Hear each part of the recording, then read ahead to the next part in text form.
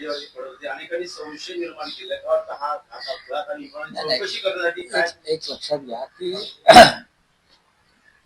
विकिपीडियाशी त्या संपूर्ण घटनेवर बोलण्याची ही वेळ नाही. विकिपीडिया हे जगात एक फास्ट यंत्रणा आहे. दुसरं असं आहे की काल स्वतः आदरणीय शरद पवार साहेबांनी त्या संदर्भात खुलासा केला. हा एक अपघात आहे. हा चौकशी आता कसली व्हायला पाहिजे तर काही तांत्रिक चुका झाल्यात का, विमानामध्ये काही अचानक बिघाड झाला का, विमानतळावरती काही यंत्रणेची काही त्रुटी होत्या का, याची चौकशी डीजीसी बरं का, director general of civil aviation यांच्या माध्यमातून होत असते. पण आतापर्यंत असे अनेक अपघात या महाराष्ट्रात आणि देशात झालेले आहेत आणि त्यांच्या चौकशीच्या आदेश डीजीसीने दिली. त्या सगळ्या चौकशांचं काय झालं हा काल अजित पवारांच्या अपघातानंतर निर्माण झालेला प्रश्न आहे. आतापर्यंत असे अनेक अपघात झालेले आहेत. चार्टर फ्लाईटचे अहमदाबादला इतकं मोठं बोईंग विमान पडलं, हा असंख्य लोक त्यात मारले गेले. गुजरातचे माजी मुख्यमंत्र्यांचं त्यात निधन झालं. या सगळ्या चौकशा ज्या तुम्ही डीजीसीएच्या मार्फत करता त्याचं पुढे काय होतं, त्याच्या अहवालामध्ये काय आहे, कोणाला दोषी पकडतो? ज्या कंपनीचं आम्ही विमान वापरतो, आम्ही सगळेच वापरतो, निवडणूक काळामध्ये खास करून अशा अनेक कंपन्यांकडून विमानं घेतली जातात. मग ते पायलट, इतर तंत्रज्ञ यांचं क्वालिफिकेशन, याची तपासणी, याची चौकशी, याची वैधता करणं हे डीजीसीएचं काम आहे. काल बारामतीमध्ये यापूर्वी सुद्धा विमानं उतरलेली आहेत ना. बारामतीच्या त्या छोट्या विमानतळावर अजित पवार हे अनेकदा उतरलेले आहेत किंवा अनेकदा त्यांनी तिथून लँडिंग केलेलं आहे आणि याच प्रकारच्या विमानातून ते प्रवास करत असतील. पण नेमकं काल असं त्या विमानामधला जो बिघाड झाला असं दिसतंय किंवा विजिबिलिटी नाही, विमानानं दोनदा उतरण्याचा प्रयत्न केला, उतरू शकलं नाही आणि विमान भरकटलेलं दिसतंय. आता सीसीटीव्ही फुटेज दिसतं. याचा तपास जो टेक्निकल आणि इतर ज्या फॅक्ट्स आहेत त्याचा तपास डीजीसीए करेल. बाकी माननीय शरद पवार साहेबांनी काल रात्री संपूर्ण खुलासा आणि निवेदन जे दिलेलं आहे ते बरोबर आहे. राऊत साहेब, आता आपण जो मुद्दा उपस्थित केला की डीजीसी कडनं चौकशा होतात, त्याचं पुढे काय होतं? याच विमानाचा 2023 साली अपघात झाला होता त्याची देखील चौकशीचं पुढे काहीच नाही. अशा महाराष्ट्रात आणि देशामध्ये अशा अनेक अपघातांच्या चौकशांच्या घोषणा झालेल्या आहेत. त्याचं पुढे त्या चौकशीतून काय निष्पन्न झालं म्हणजे माझ्या माहितीप्रमाणे माधवराव शिंद्यांपासून बरं का असे अनेक अपघात आम्ही पाहिले आणि त्याच्यामध्ये अनेक महत्वाच्या लोकांचा मृत्यू झाला. त्यांचं पुढे काय झालं याचा कधीही अहवाल हा देशासमोर आला नाही. निदान महाराष्ट्राचे उपमुख्यमंत्री अजित पवार यांच्या विमानामध्ये नेमका कोणता बिघाड झाला किंवा त्यावेळेला नक्की काय झालं. ब्लॅक बॉक्स मिळालेला. ब्लॅक बॉक्स मिळाल्यावर अनेक गोष्टींचा उलगडा होतो. पायलट आणि को पायलट यांचा अनुभव सुद्धा चांगला होता. त्यांनी साधारण त्यांच्याकडे 1600 तासांचा अनुभव आहे हे माझ्या वाचनात आलं. तरी जर हा अपघात काही तांत्रिक कारणामुळे झाला असेल तर डीजीसीएनं या संदर्भातली माहिती समोर आणली पाहिजे, कारण भविष्यामध्ये अशा प्रकारचे अपघात होऊ नये. राजकारणी अशा प्रकारची विमानं वापरतात. राजकारण्यांकडे आता वेळ नाही. पूर्वी लोक ट्रेनने प्रवास करायचे,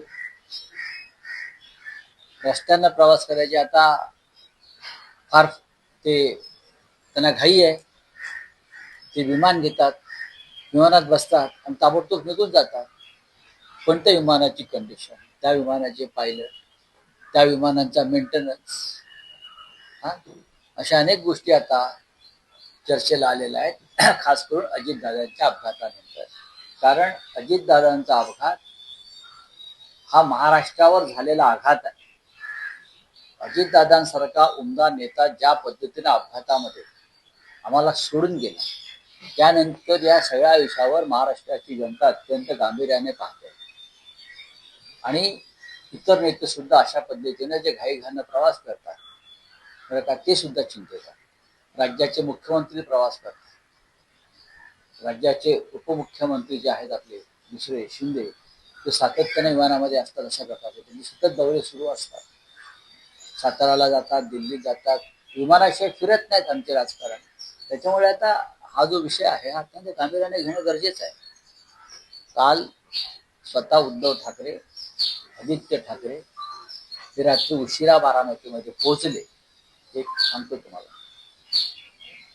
मुंबईतून ते रस्त्याच्या मार्गाने बारामतीत पोहोचले मध्यरात्रीनंतर, आणि त्यांनी पवार कुटुंबियांची विद्याप्रतिष्ठानमध्ये जाऊन भेट घेतली, सांत्वन केलं. आताही ते पुण्यातच आहेत पक्षप्रमुख. मला वाटतं मनसे प्रमुख, महाराष्ट्र नवनिर्माण सेनेचे प्रमुख राज ठाकरे सुद्धा बारामतीमध्येच आहेत. कारण महाराष्ट्रावरती ज्या प्रकारची शोककळा पसरलेली आहे, महाराष्ट्र धक्क्यात आहे.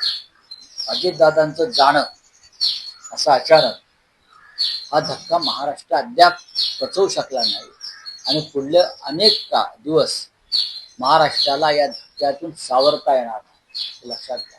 तर अजितदादा देखील तुमच्या मंत्रिमंडळाच्या सरकारमध्ये उपमुख्यमंत्री काळात अनेक ठिकाणी त्यांनी सत्तेमध्ये उपमुख्यमंत्री, मात्र असा नेता अजूनही देखील पकड मजबूत होती.